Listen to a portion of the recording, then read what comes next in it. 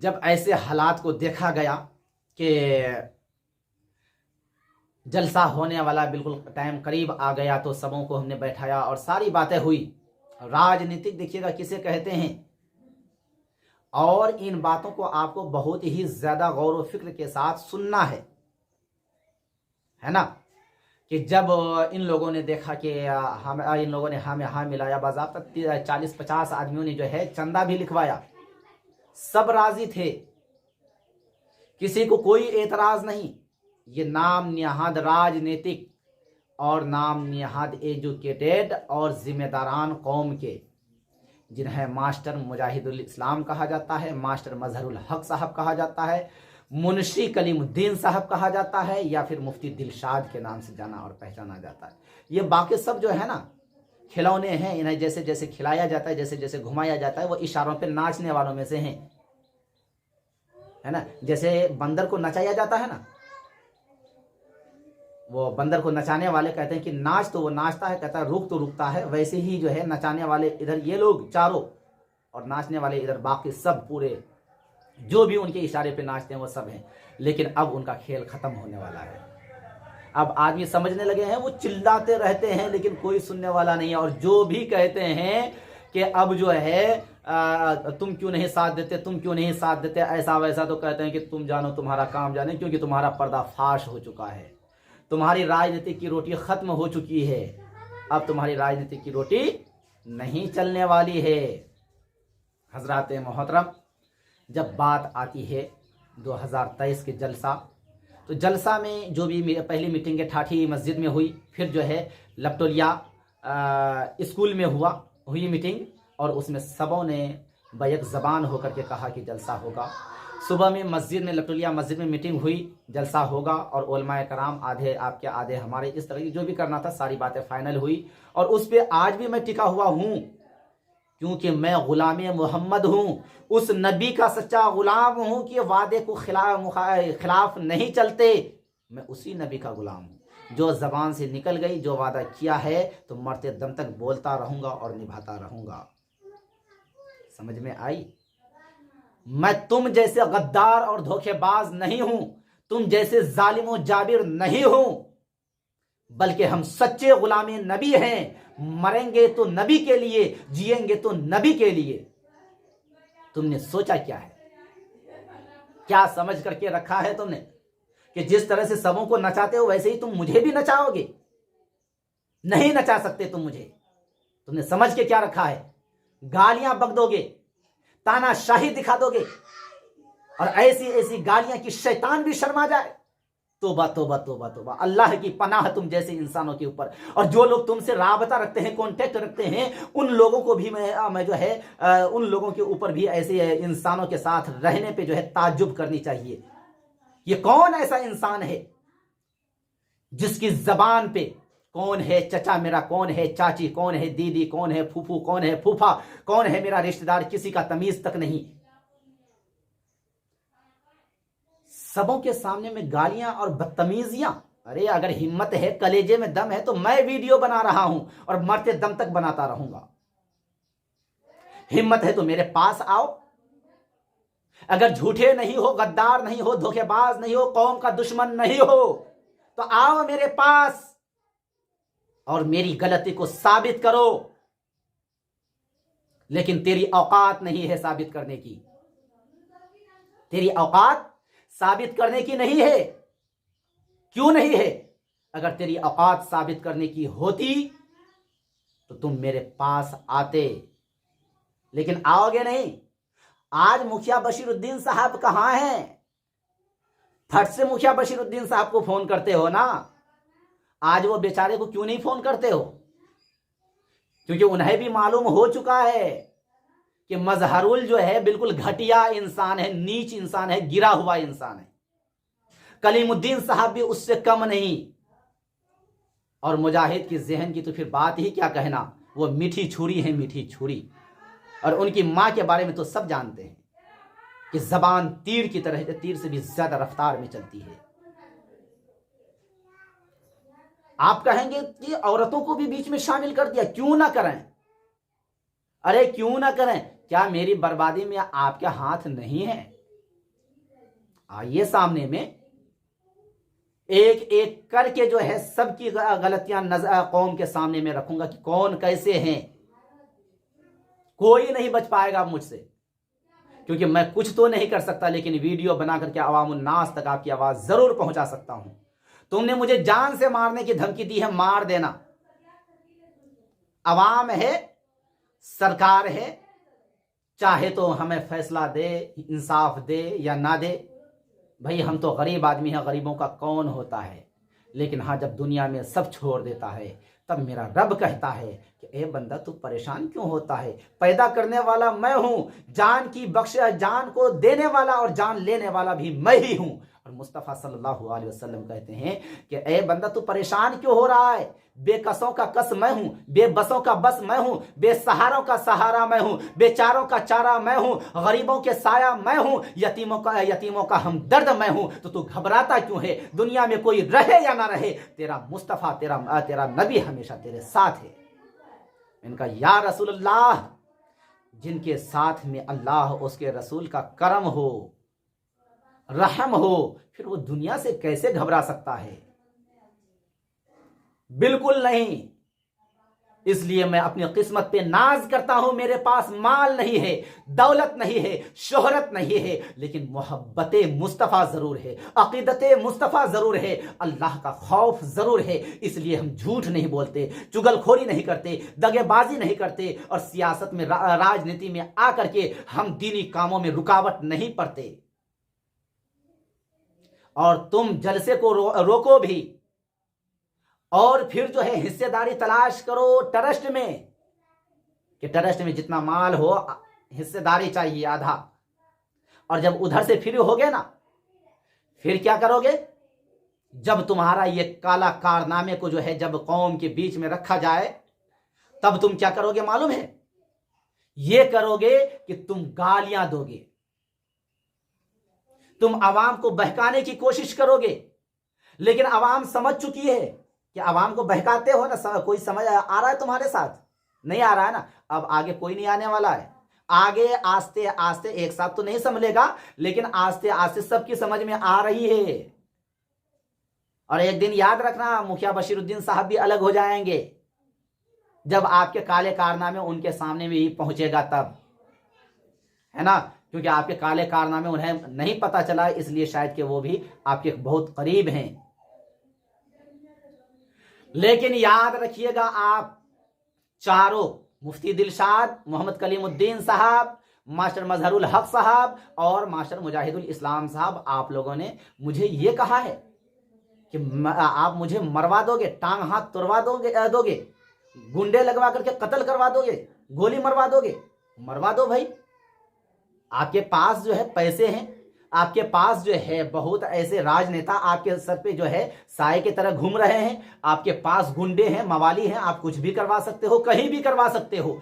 लेकिन मैं अपने वीडियो देखने वालों से और सरकार से, गवर्नमेंट से, और यहां तक के मैं अपने थाना से लेकर के कोर्ट तक को गुजारिश करना चाहता हूं, अगर मेरे साथ मेरे घर में डकैती हुई, इसका जिम्मेवार कौन होगा, मास्टर मजहरुल हक, मास्टर मुजाहिदुल इस्लाम और मास्टर मुफ्ती दिलशाद और मुंशी कलीमुद्दीन साहब। अगर मेरे घर में, मेरी दुकान में, या मुझे रास्ते में चलते फिरते, या मेरी फैमिली के साथ, किसी के साथ भी कुछ भी होता है, इसके जिम्मेवार यही चारों होंगे, इतना याद रखिएगा। और उसके अलावा ये सामने आने की हिम्मत तो नहीं है, लेकिन इतनी हिम्मत है कि वो घर पे बैठ करके धमकी दें कि हम उन्हें जान मार देंगे, हम उन्हें जान मरवा देंगे, हम गोली से उड़वा देंगे। देखते हैं ये कितना बचते हैं मुझसे। और इन्हें हमारे कदमों पे आके गिरना पड़ेगा, रोना पड़ेगा, गिड़गिड़ाना पड़ेगा। ये मजहरुल हक की आवाज है, उनकी माँ की आवाज है, उनके बाप की आवाज है, उनके भाइयों की आवाज है। वाह साहब वाह, क्या इल्म है आपके पास, दाद देनी चाहिए आपके इल्म की। दोस्तों याद रखिएगा, जब मुझ जैसे एक आलिम दीन को मास्टर मजहरुल हक ये कह सकते हैं, या उनकी फैमिली वाले ये कह सकते हैं कि उनको अपने कदमों में ला करके झुकाएंगे, तो मैं अपने तमाम अवाम उन्नास से गुजारिश करना चाहता हूं कि आप लोगों के बारे में कितनी घटिया और नीच सोच रखते होंगे ये लोग। अंदाजा लगा सकते हैं आप। अंदाजा लगाना बहुत ही जरूरी है। कहते हैं जेल की काली कोठरी में झूठा केस डाल करके और फंसा देंगे और वहां पे सरा देंगे। वाह रे भैया, अरे आप लोगों के पास, आप लोगों के सर पे जो है बहुत नेता का जो है साया है। जब जलसा को रुकवा सकते हो तो जेल भेजवाने में कौन सी बड़ी बात है। भेजवा सकते हो साहब, आप भेजवा सकते हो, मरवा भी सकते हो, बम से हमारे खानदान को उड़ा सकते हो। उड़ा दो बम से, क्योंकि ये मास्टर मजहरुल हक बोलने वाला है कि बम से उड़ा देंगे। मास्टर मजहरुल हक बोलने वाले हैं कि गोली से उड़ा देंगे, हम अपने कदमों में झुका देंगे, नाक रगड़ता रह जाएगा। अरे साहब, ये नाक जब भी जमीन पे गई है ना, तो अल्लाह के सजदे के लिए जब सर झुका है तब नाक भी जमीन पे गई है। और आप झुकाना चाहते हैं, नस्लें बर्बाद हो जाएगी, नस्लें तबाह बर्बाद हो जाएगी मुझे झुकाने के लिए। याद रख लेना, मुझे तुम नुकसान पहुंचा सकते हो, माली हालात से मेरी जान ले सकते हो, क्योंकि तुमने पहले भी बोल दिया है कि जान ले लूंगा। मेरे खानदान को उड़ा सकते हो, लेकिन आरिफ रजा को अपने सामने में झुका नहीं सकते। हाँ, मोहब्बत से आओ, जान देने के लिए तैयार हूं, जैसा कि आज से पहले देता रहा। मोहब्बत से आओ, अपने सर को खम करने के लिए तैयार हैं, लेकिन घमंड में आओ, अपने माल की ताकत दिखाओ, अपने शोहरत की ताकत दिखाओ, अपने गाड़ी की ताकत दिखाओ, अपने जो है ये नेता के जो है कॉन्टेक्ट की ताकत दिखाओ, अपने तुम्हारे सर पे जो साया है, साया की तरह जो है ये कुछ नेता जो घूमते हैं, उनकी अगर ताकत दिखाना चाहते हो तो आरिफ रजा उससे घबराने वालों में से नहीं है, नहीं है, नहीं है। और ये सबको मालूम है कि आरिफ रजा वाकई में सच्चा नबी का गुलाम है, वाकई में हुसैन आजम की सीरत को अपनाने वाला है। ये अपने सर को कटा तो सकता है, लेकिन बातिलों के सामने झुका नहीं सकता, क्योंकि करबला के मैदान में मेरे इमाम आली मकाम इमाम हुसैन ने भी नहीं झुकाया था। आज तुम मुझे कैसे झुका दोगे जी? तुम्हारे तरह कमजोर ईमान को नहीं रखते हैं। मुजाहिद बोलने वाला, इधर जो है अनवार, इधर आपको इरफान या क्या कहता है कि मौलवी मन्नान बोलने वाला कि साला अगर यहाँ एक जलसा हो गया सब बरेलवी हो जाएगा। अल्लाह अल्लाह अल्लाह करे तुम लोगों की जबान में अल्लाह ताला फूलों की बरसात कर दे। अरे तुम्हारा ईमान इतना कमजोर है कि एक जलसा बरेलवी का होगा तो सब बरेलवी हो जाएंगे। तुमने अपने कौम के ईमान को इतना कमजोर करके रखा है, अंदाजा लगा सकते हो। हमारा ईमान तो यह है कि जो भी जलसा करवाओ, जहां भी करवाओ, हम तुम्हारे साथ हैं। है हिम्मत कहने की, आओ साथ में, आओ प्लेटफार्म पर, तुम जिस मौलवी को बुलाते हो बुलाओ, हम जो है तुम्हारे साथ हैं, जलसा करवाओ। लेकिन नहीं करोगे तुम, क्योंकि तुम्हें मालूम है कि अगर हमने जलसा करवा लिया तो हमारे शिक्षा की तरफ सब भागेगा, सब जागरूकता हो जाएगा, और फिर हमारी जो है राजनीति की रोटी सिकनी बंद हो जाएगी। इसलिए ना, लेकिन हम तुम्हारे खिलाफ हैं। राजनीति की रोटी तो मैं अब सीखने नहीं देंगे। अवाम को हम जगा करके ही रहेंगे और अवाम जागेगी। और हर पब्लिक के कानों में मेरी आवाज जा रही है। आप लोगों से गुजारिश है कि वीडियो को ज्यादा से ज्यादा शेयर कीजिए, ऐसे जालिम इंसानों का पर्दाफाश कीजिए, ताकि ये पैसे और दौलत शोहरत के नाम पर जो आपको दबाना चाहता है और ताकत पे दबाना चाहता है, आप गरीब हैं वह बात अलग है। इसका मतलब ये नहीं है आप किसी का गुलाम हैं, आप किसी के कदमों के नीचे का धूल हैं, आप किसी के कदमों के नीचे की चप्पल बन करके रह जाएं, जूते बन करके रह जाएं। नहीं, जितना हक हिंदुस्तान में उन्हें जीने का अधिकार है उतना ही आपको भी है, लेकिन आपने अपना अधिकार को समझा ही नहीं, माना ही नहीं, जाना ही नहीं। मैं आपको जगाता हूं, जागरूकता करता हूं, आप अपनी औलादों को पढ़ाइए, आप अपने आप को, अपना अधिकार को जानिए। आइए आप हमसे मुलाकात कीजिए, आइए आप हमसे जुड़िए, आप हमसे कांटेक्ट रखिए। आपके हर मोड़ पर हम साथ देने के लिए तैयार हैं, जहां बुलाएंगे हम आने के लिए तैयार हैं। अरे ये जान रब ने दी है, रब जिस दिन चाहेगा ले लेगा, कोई दिक्कत नहीं, लेकिन जब तक मेरी जान है इस कौम के नाम पर कुर्बान है। और बोलिए आप लोग, मशवरा दीजिएगा जरूर। और कोई भी बातें इन लोगों के बारे में जो भी मिले सब ला करके पहुंचाइए। आप लोग हो सकता है किसी की वजह से डरते हो, घबराते हो कि हम बोलबे थे ई भाई जते, हम बोलबे थे ई भाई जते, फला नाराज भाई जते, फला नाराज भाई जते, भाड़ में जाए ऐसी नाराजगी पूरी जिंदगी हम कबूल करने के लिए तैयार हैं। ऐसे नाराज होने वाले इंसानों से पूरी जिंदगी मुकाबला करने के लिए तैयार हैं जो शरीयत की मुखालफत करे, जो अल्लाह उसके रसूल के फरमान की मुखालफत करे, जो अल्लाह उसके रसूल के दीन के कामों में दखल अंदाजी करे, जो कौम का रहनुमाई के नाम पर दुश्मन बन करके रहे और कौम को जाहिल गमार बना करके रखने की साजिशें रचे, ऐसाओं के हम खिलाफ हैं। हम ऐसी ही आवाज़ों को उठाने के लिए तो बाहर को हमने छोड़ा है कि हमारी कौम पढ़े, हमारी कौम एकता की तरफ आए, हमारी कौम एजुकेशन की तरफ आए, हमारी कौम अपनी जिम्मेवारी को खुद समझे, हमारी कौम अपने आप को सेकुलर समझे, हमारी कौम अपने आप को बड़ा समझे, हमारी कौम अपने आप को पढ़ा लिखा बन करके अच्छा काम करे, अच्छे ओहदे पे जाए, जो ये लोग नहीं चाहते। हमारी सोच तो ये है कि आप पढ़िए, आपका बच्चा टीचर बनेगा, इंजीनियर बनेगा, डॉक्टर बनेगा, कलेक्टर बनेगा, सीओ बनेगा, एसपी बनेगा, जज बनेगा और हमारे देश का नाम को रोशन करेगा, माँ बाप के नाम को रोशन करेगा।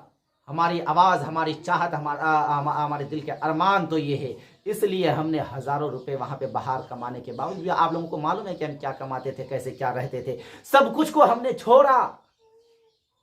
किस लिए? अगर पैसे का लालच होता तो बाहर नहीं छोड़ता, लेकिन हमने पैसे को के लालच को छोड़ा और घर में 1.5 सालों से हैं, कोई आमद 1 रुपए की नहीं है, लेकिन अल्लाह के फजल करम से हमारा घर चल रहा है, सुख और शांति के साथ चल रहा है। और ये दुश्मन जितनी मेरी मुखालफत करेगा, अल्लाह ताला जो है मेरे घर में उतनी ही रहमत और बरकत अता फरमाएगा। आप लोग आमीन जरूर बोलिएगा, है ना।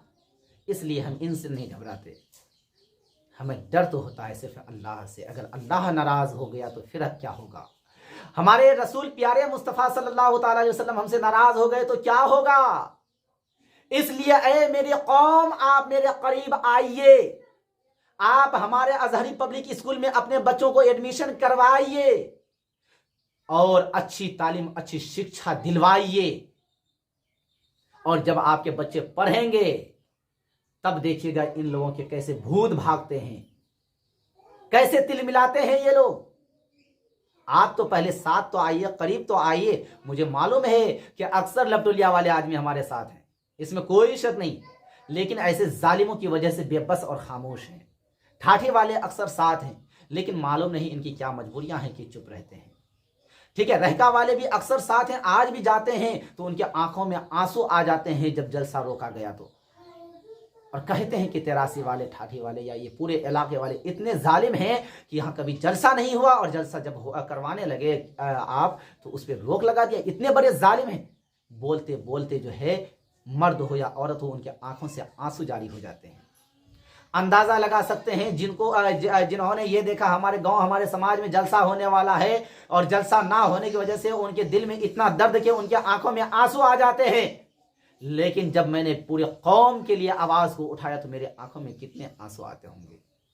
लेकिन अल्लाह ताला ने फरमाया कि जो आंसू बहाना मेरी बारगाह में बहा, वह कामयाब है, दुनिया वालों के सामने में मत बहा। मेरे मुस्तफ़ा ने कहा कि जो भी बहाना है अल्लाह उसके रसूल की बारगाह में बहाओ आंसू, वह कामयाब है। लेकिन इन जालिमों के सामने कितनों ही बहा दोगे, कुछ नहीं होने वाला है। इसलिए बहुत कोशिश किया, यहां जाए वहां जाए, ऐसा करे वैसा करे। अरे जालिमों, तुमने पहले मीटिंग पे हाँ किया, आइन टाइम पे ना किया, और जब बिल्कुल टाइम करीब आया तो तुमने एप्लीकेशन लगा करके जलसे को रुकवा दिया। रुकवा दिया, एक जलसा को रुकवाया। रोजाना 1 पर 1 जलसा हो रहा है यूट्यूब पर। कितना जलसा सुनेगा बोल? पूरी जिंदगी जलसा सुनवाता रहूंगा और पूरी जिंदगी जलसा सुनता रहेगा, और तुम्हारे पास या तो तौबा इस्तगफार तुमने ये कहा कि मेरे कदमों में झुकेगा, लेकिन मैं ये कह रहा हूं कि मेरे कदमों में नहीं, अल्लाह उसके रसूल की बारगाह में झुक जाओ, दिल से तौबा कर लो, मौला मैंने जो भी खताएं की है, जो भी गलतियां की है, मेरी खताओं को माफ फरमा दे। आओ मैं तुम्हें सीने से लगाने के लिए तैयार हूं। मैंने आज तक किसी को दुश्मन नहीं जाना और आज भी नहीं जानता हूं। हाँ, कुछ देर के लिए मुखालफत हो सकती है, और ये जिनकी मुखालफत कर रहा हूं कोई जाती मुखालफत नहीं है, लेकिन जो दीन के लिए उंगली उठाएगा उसकी उंगली को काट दूंगा। जो मेरे नबी की शरीयत पे उंगली उठाएगा उंगली को काट दूंगा। जो मेरी कौम के लिए गलत जहन को रखेगा उसे नंगा कर दूंगा, क्योंकि मेरा मिशन ही यही है। जो भी कमाना था कमा लिया, जो भी खाना था खा लिया, ना कमाने का शौक रहा अब ना खाने का शौक रहा। वक्त पे जिंदगी गुजारने के लिए जो मिल जाता है उसी में अल्लाह का शुक्र अदा करता हूं। और दूसरी बात, ये छोटी सी झोपड़ी है हमारी, जिसमें अभी देखते हैं कि प्लास्टर वगैरह भी नहीं हुआ है। अल्लाह ताला ने छत दे दिया ना ऊपर, यही अल्लाह का मैं शुक्र अदा करता हूं। आगे मेरी कोई चाहत नहीं, कोई फरमाइश नहीं, बस इतने ही दुआ करता हूं, करना है तो कुछ ऐसा करो कि दुनिया करने पर मजबूर हो जाए। हर काम में वो ताकत और वो तासीर पैदा करो कि दुनिया मानने पर मजबूर हो जाए। हम तो ये चाहते हैं कि अल्लाह उसका रसूल हमसे राजी हो जाए।